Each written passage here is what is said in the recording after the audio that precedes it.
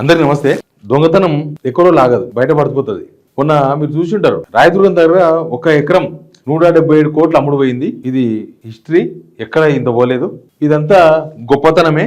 ఎందుకంటే ఇక్కడ real estate బాగుంది, రియల్ ఎస్టేట్ పడిపోయింది, రియల్ ఎస్టేట్ లేదు అనే వాళ్ళకి ఇది ఒక చెంపపెట్టు అని గవర్నమెంట్ వాళ్ళంతా నడిపించారు. సోషల్ మీడియాలో, వాళ్ళకి సంబంధించిన మీడియాలో అంతా నడిపించారు. అది ఎక్కడో నిలవలే. మరుసటి రోజే కూకట్పల్లిలో ఒక స్థలం అమ్మినారు. కూకట్పల్లిలో ఒక దగ్గర జాగాలు అమ్మితే గజం 2,40,000 పోయిందంట. ఇదే ల్యాండ్లో 3 months క్రితం అమ్మితే 3 లక్షలకు గజం పోయిందంట.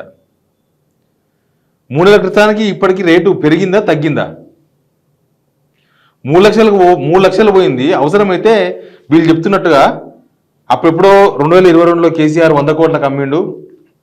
అప్పటికి ఇప్పటికి 77% పెరిగిపోయి 177 కోట్లకి ఎకరా అమ్మినాం అన్నోళ్ళు ఇప్పుడు 3 లక్షలకు అమ్మిన ప్లాటు, గజం 3 లక్షలకు అమ్మిన దగ్గర 3 నెలల తర్వాత కనీసం 3 లక్షల కాడికైనా పోవాలి కదా. 3 లక్షలు 5,000 10,000 అవుతుందో కాదో తర్వాత విషయం, కానీ 3 లక్షల వరకైనా పోవాలి కదా.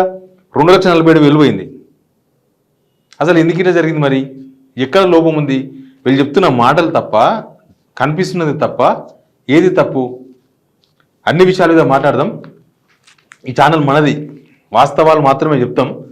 సబ్స్క్రైబ్ చేసుకోండి, షేర్ కూడా చేయండి.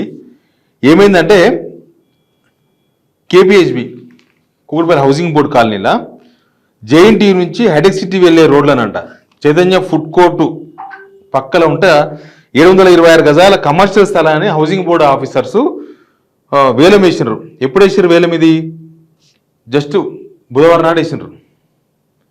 అయితే సోమవారం నాడు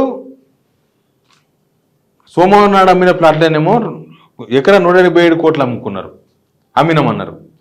వీరికి వచ్చే వరకు 2 రోజుల గ్యాప్ తర్వాత కేపీహెచ్బిలో కమర్షియల్ ప్లాటు జనాలు ఫుల్ రద్దీగా ఉంటుందంట. 2,47,000 పలికిందంట. ఇంత తక్కువ ధరకు పోతుందని బిల్డర్లు వ్యాపారులు ఊహించలేదంట. అసలు అక్కడ ఉన్న వాళ్ళు బిల్డర్లు లేకపోతే వ్యాపారస్తులు ఇంత తక్కువ పోతుంది ఇక్కడ. పోయినసారి 3 నెలల క్రితం 3 లక్షలు పోయింది, ఇప్పుడు 3 లక్షల కన్నా ఎక్కువ పోతాయి కదా అని. ఇప్పుడు ఏది కరెక్టు ఏది తప్పు? 177 కోట్ల రూపాయలకు అమ్మింది మ్యానిపులేట్ చేసిండ్రా వీళ్ళు? లేకపోతే ఇక్కడ ఎవరికో లబ్ధి చేకూర్చనికే తక్కువ కమ్మినరా?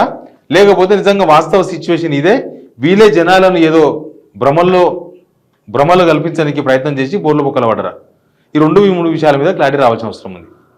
ఎందుకంటే ఇక్కడ ఇంత తక్కువ ధరకు పోతుందని లోకల్లో ఎవరు ఊహించలేదంట. అసలు ఎవరైనా ఊహించారు కదా? మొన్న 3 నెలల క్రితం 3 లక్షలకు అమ్మినప్పుడు ఇప్పుడు 3 లక్షల, కనీసం 3 లక్షల వరకైనా పోతుంది, కానీ ఒకటేసారి 53,000 తక్కువ పోయింది గజం మీద. 3 లక్షలు కూడా అమ్మలేకపోయారు. మొన్ననేమో 177 కోట్లకు అమ్మిండ్రు, అది హైయెస్ట్. ఈయనేమో లోయెస్ట్. మళ్ళీ ఎక్కడ జరిగింది తప్పు? ఇక్కడ ఏమన్నా గ్యాంబ్లింగ్ జరుగుతుందా?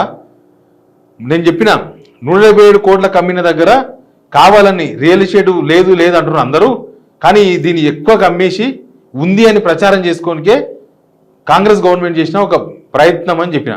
కొంతమంది బిల్డర్స్తో మాట్లాడి మీకు అవసరమైతే వేరే దగ్గర ఏదైనా లబ్ధి చేకూరుస్తాం, మీరు మాత్రం ఐజేసి పెట్టుకోనండి అని చెప్పి, కొంతమంది ఏం కాదు కాంగ్రెస్ లీడరే మన్నే జీవన్ రెడ్డి వాళ్ళ కంపెనీయే ఎక్కువ కొన్నది.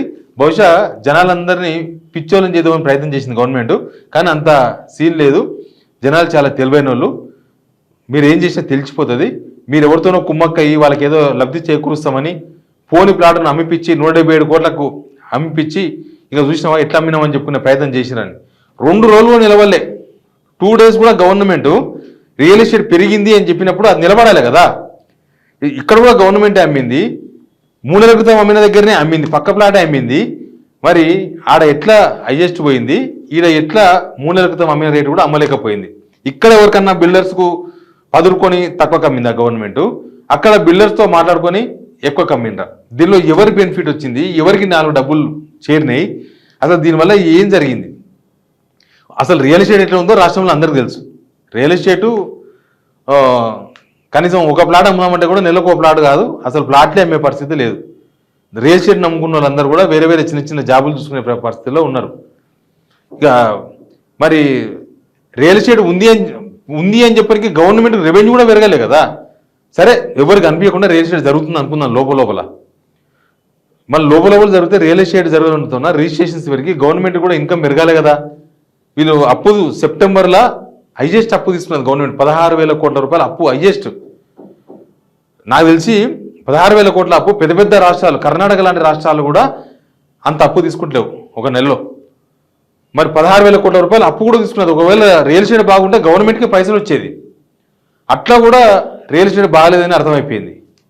మరి ఇవన్నీ ఉన్నప్పుడు రియల్ ఎస్టేట్ బాగుంది అని చెప్పే ప్రయత్నాలు ఎందుకు చేస్తుంది ప్రభుత్వం?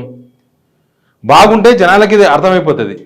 ఎవరో ఒక ప్లాట్ అమ్ముతారు, ఎవరో ఒక ప్లాట్కి మధ్యవర్తం వహిస్తారు, ఎవరో ఒక ఇల్లు అమ్ముతారు, 4 బిల్డర్లు వచ్చి 4 ఇండ్లు కడతారు, ఆ ఇండ్లు అమ్మనికి 4 ఏజెంట్లు వస్తారు, దాంట్లో పనిచేయనికే రకరకాల పని వాళ్ళు వస్తారు.